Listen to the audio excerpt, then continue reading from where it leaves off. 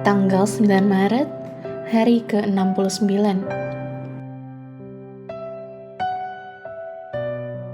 Bacaan Hakim-Hakim pasal 6 sampai dengan pasal 8. Gideon, sang pahlawan peragu.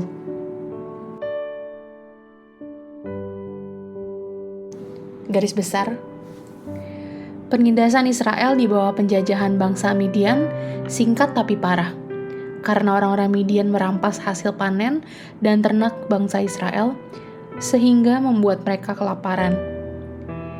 Gideon yang dipanggil oleh utusan ilahi untuk membebaskan umat Allah adalah calon penyelamat peragu dan calon yang meragukan suatu hal yang besar. Dibutuhkan sepasang tanda konfirmasi, pertama bulu domba basah, lalu bulu domba kering, untuk meyakinkan Gideon bahwa Tuhan dapat memakainya. Tapi begitu imannya dibangkitkan, Gideon melihat saat Tuhan menghapus semua alat yang semula dia percayai, tentaranya berkurang 99%, senjatanya dikurangi menjadi buyung, obor atau suluh, dan sangkakala, dan strategi militernya dikurangi menjadi hanya mendengar teriakan pertempuran dan tinggal berdiri. Ketika sebuah keajaiban pembebasan terjadi, hanya ada satu penjelasan: Tuhan yang melakukannya.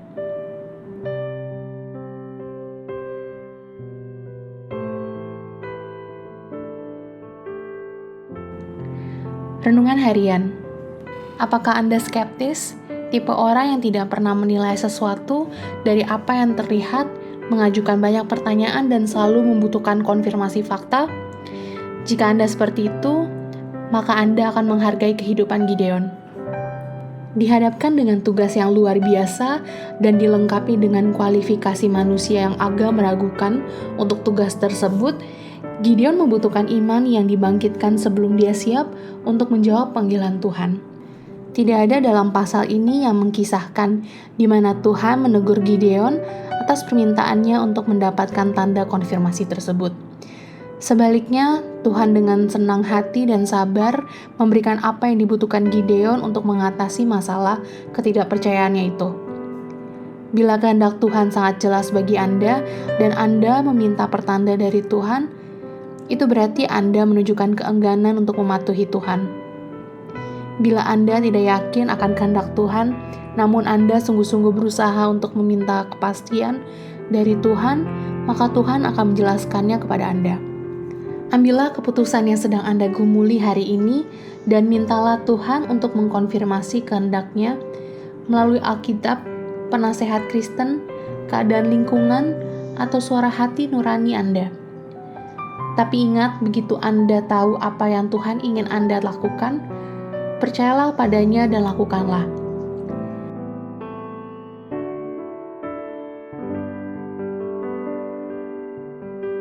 Jika dengan melihat kita dapat menjadi percaya, maka orang skeptik akan menolak untuk melihatnya.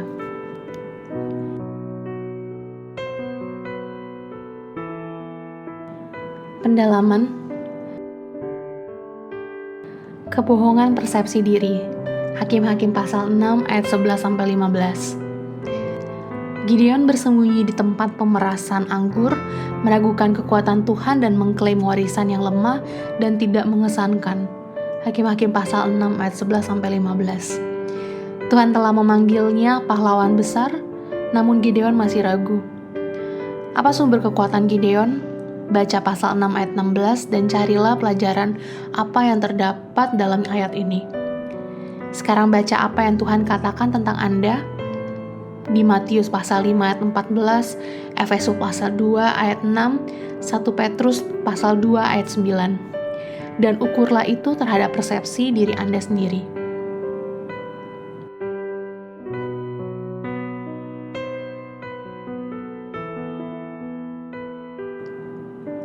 Tuhan ditambah Anda, tim yang tak terkalahkan. Hakim-Hakim pasal 7 ayat 14. Dalam Imamat pasal 26 ayat 8, Tuhan telah berjanji kepada Israel bahwa 5 orang dari antaramu akan mengejar 100, rasio 1 berbanding 20, dan 100 orang dari antaramu akan mengejar selaksa, 10.000, rasio 1:100. Dengan tentara Gideon yang terdiri dari 300 orang, Tuhan memenuhi janjinya dan membuktikan bahwa Tuhan tidak tergantung dengan peluang yang sangat kecil untuk menang. Hakim-Hakim pasal 7 ayat 14.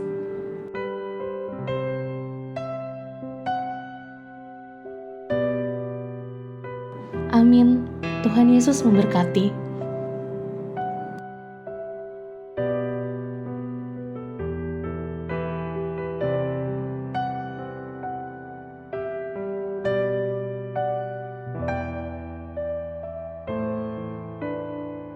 Hakim-Hakim pasal 6. Gideon diangkat menjadi hakim. Tetapi orang Israel melakukan apa yang jahat di mata Tuhan. Sebab itu Tuhan menyerahkan mereka ke dalam tangan orang Midian 7 tahun lamanya. Dan selama itu, orang Midian berkuasa atas orang Israel. Karena takutnya kepada orang Midian itu, maka orang Israel membuat tempat-tempat perlindungan di pegunungan, yakni gua-gua dan kubu-kubu. Setiap kali orang Israel selesai menabur, datanglah orang Midian, orang Amalek, dan orang-orang dari sebelah timur, lalu maju mendatangi mereka. Berkemahlah orang-orang itu di daerah mereka, dan memusnahkan hasil tanah itu sampai ke dekat Gaza, dan tidak meninggalkan bahan makanan apapun di Israel, juga domba, atau lembu, atau keledai pun tidak. Sebab orang-orang itu datang maju dengan ternaknya dan kemahnya, dan datangnya itu berbanyak-banyak seperti belalang. Orang-orangnya dan unta-untanya tidak terhitung banyaknya. Sekaliannya datang ke negeri itu untuk memusnahkannya, sehingga orang Israel menjadi sangat melarat oleh perbuatan orang Midian itu. Lalu berserulah orang Israel kepada Tuhan. Ketika orang Israel berseru kepada Tuhan karena orang Midian itu, maka Tuhan mengutus seorang nabi kepada orang Israel yang berkata kepada mereka, "Beginilah firman Tuhan Allah Israel, Akulah yang menuntun kamu keluar dari Mesir dan yang membawa kamu keluar dari rumah perbudakan. Aku melepaskan kamu dari tangan orang Mesir dan dari tangan semua orang yang menindas kamu. Bahkan aku menghalau mereka dari depanmu, dan negeri mereka kuberikan kepadamu. Dan aku telah berfirman kepadamu, Akulah Tuhan Allahmu. Maka janganlah kamu menyembah Allah orang Amori, yang negerinya kamu diami ini. Tetapi kamu tidak mendengarkan firmanku itu. Kemudian datanglah malaikat Tuhan, dan duduk di bawah pohon tarbantin di Ofra, kepunyaan Yoas, orang Abiezer itu. Sedang Gideon anaknya mengirik gandum dalam tempat pemerasan anggur, agar tersembunyi bagi orang Midian. Malaikat Tuhan menampakkan diri kepadanya, dan berfirman kepadanya demikian, Tuhan menyertai engkau, ya pahlawan yang gagah berani. Jawab Gideon kepadanya, Ah Tuanku, jika Tuhan menyertai kami, mengapa semuanya ini menimpa kami? Di manakah segala perbuatan-perbuatannya yang ajaib, yang diceritakan oleh nenek moyang kami kepada kami, ketika mereka berkata, Bukankah Tuhan telah menuntun kita keluar dari Mesir? Tetapi sekarang Tuhan membuang kami, dan menyerahkan kami ke dalam cengkeraman orang Midian. Lalu berpalinglah Tuhan kepadanya dan berfirman, Pergilah dengan kekuatanmu ini, dan selamatkanlah orang Israel dari cengkeraman orang Midian. Bukankah aku mengutus engkau? Tetapi jawabnya kepadanya, Ah Tuhanku, dengan apakah akan kuselamatkan orang Israel? Ketahuilah, kaumku adalah yang paling kecil di antara suku Manasye, dan aku pun seorang yang paling muda di antara kaum keluargaku. Berfirmanlah Tuhan kepadanya, Tetapi akulah yang menyertai engkau, sebab itu engkau akan memukul kalah orang Midian itu sampai habis. Maka jawabnya kepadanya, Jika sekiranya aku mendapat kasih karunia di matamu, maka berikanlah kepadaku tanda, bahwa engkau sendirilah yang berfirman kepadaku, Janganlah kiranya pergi dari sini, sampai aku datang kepadamu, membawa persembahanku, dan meletakkannya di hadapanmu. Firman-Nya, "Aku akan tinggal sampai engkau kembali." Masuklah Gideon ke dalam, lalu mengolah seekor anak kambing dan roti yang tidak beragi dari seeva tepung. Ditaruhnya daging itu ke dalam bakul dan kuahnya ke dalam periuk. Dibawanya itu kepadanya ke bawah pohon tarbantin, lalu disuguhkannya. Berfirmanlah malaikat Allah kepadanya, "Ambillah daging dan roti yang tidak beragi itu, letakkanlah ke atas batu ini, dan curahkanlah kuahnya." Maka diperbuatnya demikian, dan malaikat Tuhan mengulurkan tongkat yang ada di tangannya. Dengan ujungnya disinggungnya daging dan roti itu. Maka timbullah api dari batu itu, dan memakan habis daging dan roti itu. Kemudian hilanglah malaikat Tuhan dari pandangannya. Maka tahulah Gideon bahwa itulah malaikat Tuhan, lalu katanya, "Celakalah aku, Tuhanku Allah, sebab memang telah kulihat malaikat Tuhan dengan berhadapan muka." Tetapi berfirmanlah Tuhan kepadanya, "Selamatlah engkau, jangan takut, engkau tidak akan mati." Lalu Gideon mendirikan mezbah di sana bagi Tuhan dan menamainya Tuhan itu Keselamatan. Mezbah itu masih ada sampai sekarang di Ofra, kota orang Abiezer. Pada malam itu juga Tuhan berfirman kepadanya, "Ambillah seekor lembu jantan kepunyaan ayahmu, yakni lembu jantan yang kedua, berumur 7 tahun. Runtuhkanlah mezbah Baal kepunyaan ayahmu, dan tebanglah tiang berhala yang di dekatnya. Kemudian dirikanlah mezbah bagi Tuhan Allahmu di atas kubu pertahanan ini dengan disusun baik. Lalu ambillah lembu jantan yang kedua, dan persembahkanlah korban bakaran dengan kayu tiang berhala yang akan kau tebang itu." Kemudian Gideon membawa 10 orang hambanya, dan diperbuatnyalah seperti yang difirmankan Tuhan kepadanya. Tetapi karena ia takut kepada kaum keluarganya dan kepada orang-orang kota itu untuk melakukan hal itu pada waktu siang, maka dilakukannya pada waktu malam. Ketika orang-orang kota itu bangun pagi-pagi, tampaklah telah dirobohkan mezbah Baal itu, telah ditebang tiang berhala yang di dekatnya, dan telah dikorbankan lembu jantan yang kedua di atas mezbah yang didirikan itu. Berkatalah mereka seorang kepada yang lain, "Siapakah yang melakukan hal itu?" Setelah diperiksa dan ditanya-tanya, maka kata orang, "Gideon bin Yoas, dialah yang melakukan hal itu." Sesudah itu berkatalah orang-orang kota itu kepada Yoas, "Bawalah anakmu itu keluar. Dia harus mati, karena ia telah merobohkan mezbah Baal, dan karena ia telah menebang tiang berhala yang di dekatnya."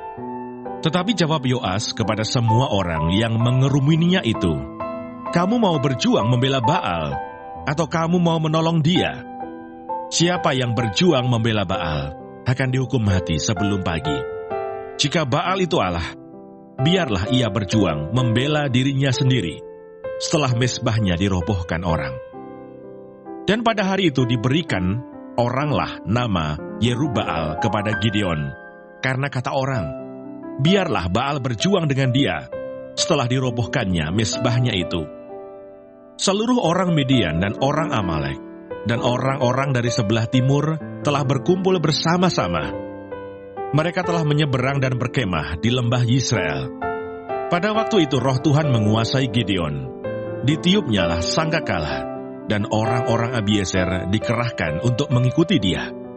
Juga dikirimnya pesan kepada seluruh suku Manasye, dan orang-orang ini pun dikerahkan untuk mengikuti dia. Dikirimnya pula pesan kepada suku Asher, Sebulon, dan Naftali. Dan orang-orang ini pun maju untuk menggabungkan diri dengan mereka. Kemudian berkatalah Gideon kepada Allah, "Jika engkau mau menyelamatkan orang Israel dengan perantaraanku, seperti yang kau firmankan itu, maka aku membentangkan guntingan bulu domba di tempat pengirikan. Apabila hanya di atas guntingan bulu itu ada embun, tetapi seluruh tanah di situ tinggal kering, maka tahulah aku bahwa engkau mau menyelamatkan orang Israel dengan perantaraanku, seperti yang kau firmankan." Dan demikianlah terjadi, sebab keesokan harinya, pagi-pagi ia bangun, dipulasnya guntingan bulu itu, dan diperasnya air embun dari guntingan bulu itu secawan penuh air.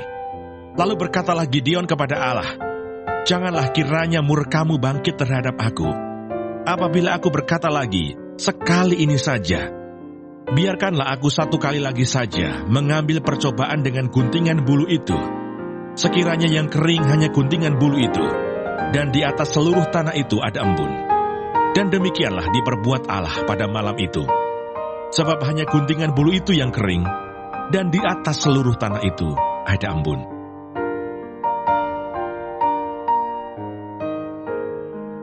Hakim-Hakim pasal 7.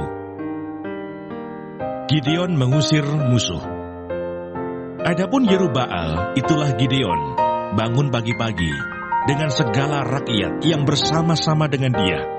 Lalu mereka berkemah dekat mata air Harod. Perkemahan orang Midian itu ada di sebelah utaranya, dekat bukit More di lembah. Berfirmanlah Tuhan kepada Gideon, "Terlalu banyak rakyat yang bersama-sama dengan engkau itu, daripada yang kukehendaki untuk menyerahkan orang Midian ke dalam tangan mereka. Jangan-jangan orang Israel memegah-megahkan diri terhadap aku sambil berkata, 'Tanganku sendirilah yang menyelamatkan aku.' Maka sekarang, serukanlah kepada rakyat itu demikian, 'Siapa yang takut dan gentar, biarlah ia pulang, enyah dari pegunungan Gilead.' Lalu pulanglah 22.000 orang dari rakyat itu, dan tinggallah 10.000 orang. Tetapi Tuhan berfirman kepada Gideon, 'Masih terlalu banyak rakyat. Suruhlah mereka turun minum air, maka aku akan menyaring mereka bagimu di sana. Siapa yang kufirmankan kepadamu, inilah orang yang akan pergi bersama-sama dengan engkau, dialah yang akan pergi bersama-sama dengan engkau. Tetapi barang siapa yang kufirmankan kepadamu, inilah orang yang tidak akan pergi bersama-sama dengan engkau, dialah yang tidak akan pergi.' Lalu Gideon menyuruh rakyat itu turun minum air, dan berfirmanlah Tuhan kepadanya, 'Barang siapa yang menghirup air dengan lidahnya seperti anjing menjilat, haruslah kau kumpulkan tersendiri. Demikian juga semua orang yang berlutut untuk minum.' Jumlah orang yang menghirup dengan membawa tangannya ke mulutnya ada 300 orang. Tetapi yang lain dari rakyat itu, semuanya berlutut minum air. Lalu berfirmanlah Tuhan kepada Gideon, 'Dengan ke-300 orang yang menghirup itu, akan kuselamatkan kamu. Aku akan menyerahkan orang Midian ke dalam tanganmu. Tetapi yang lain dari rakyat itu semuanya boleh pergi, masing-masing ke tempat kediamannya.' Dari rakyat itu, mereka mengambil bekal dan sangkakala. Demikianlah seluruh orang Israel disuruhnya pergi, masing-masing ke kemahnya. Tetapi ke-300 orang itu ditahannya. Adapun perkemahan orang Midian ada di bawahnya, di lembah. Pada malam itu berfirmanlah Tuhan kepadanya, 'Bangunlah, turunlah, menyerbu perkemahan itu, sebab telah kuserahkan itu ke dalam tanganmu. Tetapi jika engkau takut untuk turun menyerbu, turunlah bersama dengan Pura, bujangmu ke perkemahan itu. Maka kau dengarlah apa yang mereka katakan. Kemudian engkau akan mendapat keberanian untuk turun menyerbu perkemahan itu.' Lalu turunlah ia bersama dengan Pura, bujangnya itu, sampai kepada penjagaan terdepan laskar di perkemahan itu. Adapun orang Midian dan orang Amalek, dan semua orang dari sebelah timur itu, bergelimpangan di lembah itu, seperti belalang banyaknya, dan unta mereka tidak terhitung, seperti pasir di tepi laut banyaknya. Ketika Gideon sampai ke situ, kebetulan ada seorang menceritakan mimpinya kepada temannya, katanya, 'Aku bermimpi, tampak sekeping roti jelai terguling masuk ke perkemahan orang Midian. Setelah sampai ke kemah ini, dilanggarnyalah kemah ini, sehingga roboh, dan dibongkar bangkirkannya, demikianlah kemah ini habis runtuh.' Lalu temannya menjawab, 'Ini tidak lain dari pedang Gideon bin Yoas, orang Israel itu. Allah telah menyerahkan orang Midian dan seluruh perkemahan ini ke dalam tangannya.' Segera sesudah Gideon mendengar mimpi itu diceritakan dengan maknanya, sujudlah ia menyembah. Kemudian pulanglah ia ke perkemahan orang Israel, lalu berkata, 'Bangunlah, sebab Tuhan telah menyerahkan perkemahan orang Midian ke dalam tanganmu.' Sesudah itu dibaginyalah ke-300 orang itu dalam 3 pasukan, dan ke tangan mereka semuanya diberikannya sangkakala dan buyung kosong dengan suluh di dalam buyung itu. Dan berkatalah ia kepada mereka, "Perhatikanlah aku, dan lakukanlah seperti yang kulakukan. Maka apabila aku sampai ke ujung perkemahan itu, haruslah kamu lakukan seperti yang kulakukan. Apabila aku dan semua orang yang bersama dengan aku meniup sangkakala, maka haruslah kamu juga meniup sangkakala sekeliling seluruh perkemahan itu dan berseru, 'Demi Tuhan dan demi Gideon.' Lalu Gideon dan ke-100 orang yang bersama-sama dengan dia sampai ke ujung perkemahan itu pada waktu permulaan giliran jaga tengah malam, ketika penjaga-penjaga baru saja ditempatkan. Lalu mereka meniup sangkakala sambil memecahkan buyung yang di tangan mereka.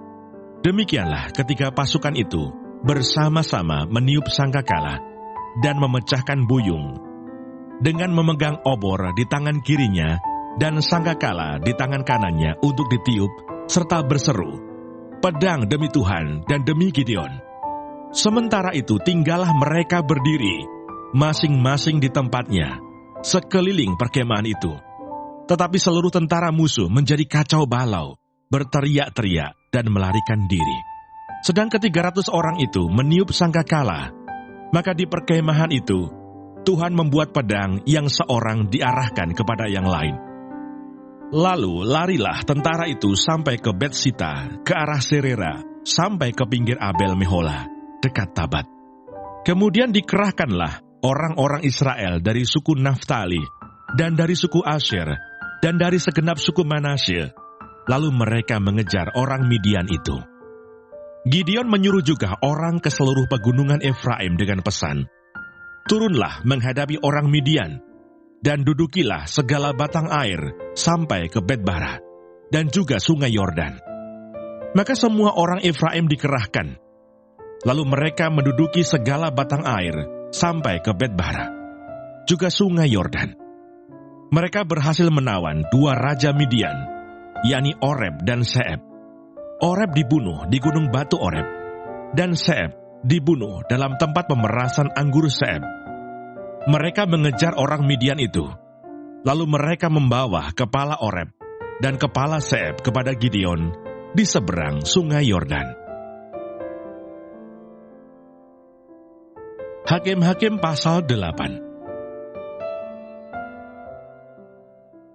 Gideon mengusir musuh. Lalu berkatalah orang-orang Efraim kepada Gideon, "Apa macam perbuatanmu ini terhadap kami? Mengapa engkau tidak memanggil kami ketika engkau pergi berperang melawan orang Midian?" Lalu mereka menyesali dia dengan sangat. Jawabnya kepada mereka, "Apa perbuatanku dalam hal ini jika dibandingkan dengan kamu? Bukankah pemetikan susulan oleh suku Efraim lebih baik hasilnya dari panen buah anggur kaum Abieser? Allah telah menyerahkan kedua raja Midian itu, yakni Oreb dan Seeb, ke dalam tanganmu. Apa yang telah dapat kucapai jika dibandingkan dengan kamu?" Setelah ia berkata demikian, maka redalah marah mereka terhadap dia. Orang Midian dikalahkan, raja-rajanya dibunuh. Ketika Gideon sampai ke sungai Yordan, menyeberanglah ia, dan ke-300 orang yang bersama-sama dengan dia, meskipun masih lelah, namun mengejar juga. Dan berkatalah ia kepada orang-orang Sukot, "Tolong berikan beberapa roti untuk rakyat yang mengikuti aku ini, sebab mereka telah lelah, dan aku sedang mengejar Zebah dan Salmuna, raja-raja Midian." Tetapi jawab para pemuka di Sukot itu, "Sudahkah Zebah dan Salmuna itu ada dalam tanganmu, sehingga kami harus memberikan roti kepada tentaramu?" Lalu kata Gideon, "Kalau begitu, apabila Tuhan menyerahkan Zebah dan Salmuna ke dalam tanganku, aku akan menggaruk tubuhmu dengan duri padang gurun dan onak." Maka berjalanlah ia dari sana ke Penuel, dan berkata demikian juga kepada orang-orang Penuel. Tetapi orang-orang ini pun menjawabnya seperti orang-orang Sukot. Lalu berkatalah ia juga kepada orang-orang Penuel, "Apabila aku kembali dengan selamat, maka aku akan merobohkan menara ini." Sementara itu Zebah dan Salmuna ada di Karkor bersama-sama dengan tentara mereka. Kira-kira 15.000 orang banyaknya, yakni semua orang yang masih tinggal hidup dari seluruh tentara orang-orang dari sebelah timur. Banyaknya yang tewas, ada 120.000 orang yang bersenjatakan pedang. Gideon maju melalui jalan orang-orang yang diam di dalam kemah di sebelah timur Nobah dan Yogbeha, lalu memukul kalah tentara itu.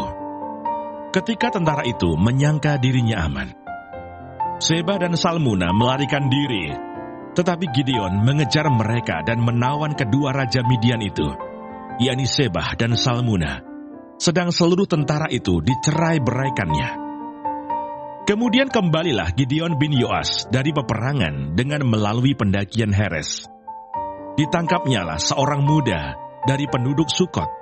Setelah ditanyai, orang itu menuliskan nama para pemuka dan para tua-tua di Sukot untuk Gideon, 77 orang banyaknya. Lalu pergilah Gideon kepada orang-orang Sukot sambil berkata, "Inilah Zebah dan Salmuna, yang karenanya kamu telah mencela aku dengan berkata, 'Sudahkah Zebah dan Salmuna itu ada dalam tanganmu, sehingga kami harus memberikan roti kepada orang-orangmu yang lelah itu?' Lalu ia mengumpulkan para tua-tua kota itu. Ia mengambil duri padang gurun dan onak, dan menghajar orang-orang Sukot dengan itu. Juga menara Penuel dirobohkannya, dan dibunuhnya orang-orang kota itu. Kemudian bertanyalah ia kepada Zebah dan Salmuna, 'Di manakah orang-orang yang telah kamu bunuh di Tabor itu?' Jawab mereka, 'Mereka itu serupa dengan engkau.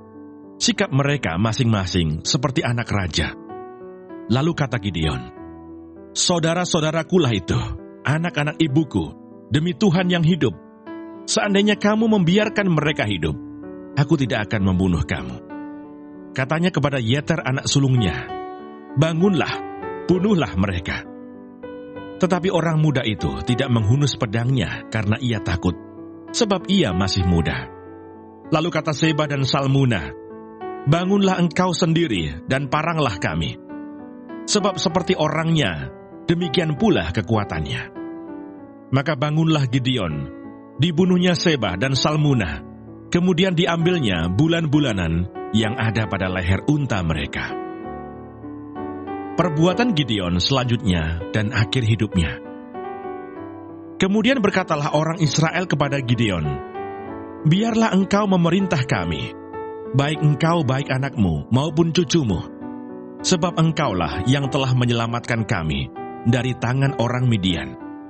Jawab Gideon kepada mereka, "Aku tidak akan memerintah kamu dan juga anakku tidak akan memerintah kamu, tetapi Tuhan yang memerintah kamu."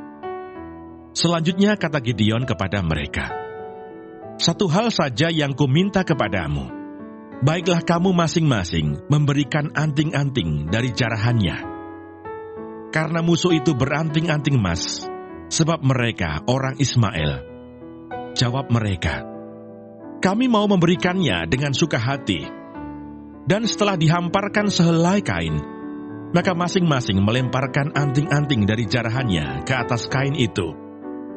Adapun berat anting-anting emas yang dimintanya itu ada 1.700 sikal emas, belum terhitung bulan-bulanan, perhiasan telinga, dan pakaian kain ungu muda yang dipakai oleh raja-raja Midian, dan belum terhitung kalung rantai yang ada pada leher unta mereka. Kemudian Gideon membuat efod dari semuanya itu, dan menempatkannya di kotanya, di Ofra. Di sanalah orang Israel berlaku serong dengan menyembah efod itu. Inilah yang menjadi jerat bagi Gideon dan seisi rumahnya. Demikianlah orang Midian tunduk kepada orang Israel dan tidak dapat menegakkan kepalanya lagi. Maka amanlah negeri itu 40 tahun lamanya pada zaman Gideon. Lalu Yerubbaal bin Yoas pergilah dan diam di rumahnya sendiri. Gideon mempunyai 70 anak laki-laki, semuanya anak kandungnya, sebab ia beristri banyak. Juga gundiknya yang tinggal di Sikem melahirkan seorang anak laki-laki baginya. Lalu ia memberikan nama Abimelekh kepada anak itu. Gideon bin Yoas mati pada waktu rambutnya telah putih, lalu dikuburkan dalam kubur Yoas ayahnya di Ofra, kota orang Abiezer. Setelah Gideon mati, kembalilah orang Israel berjalan serong dengan mengikuti para Baal dan membuat Baal Berit menjadi Allah mereka. Orang Israel tidak ingat kepada Tuhan Allah mereka, yang telah melepaskan mereka dari tangan semua musuhnya di sekelilingnya. Juga tidak menunjukkan terima kasihnya kepada keturunan Yerubbaal Gideon, seimbang dengan segala yang baik yang telah dilakukannya kepada orang Israel.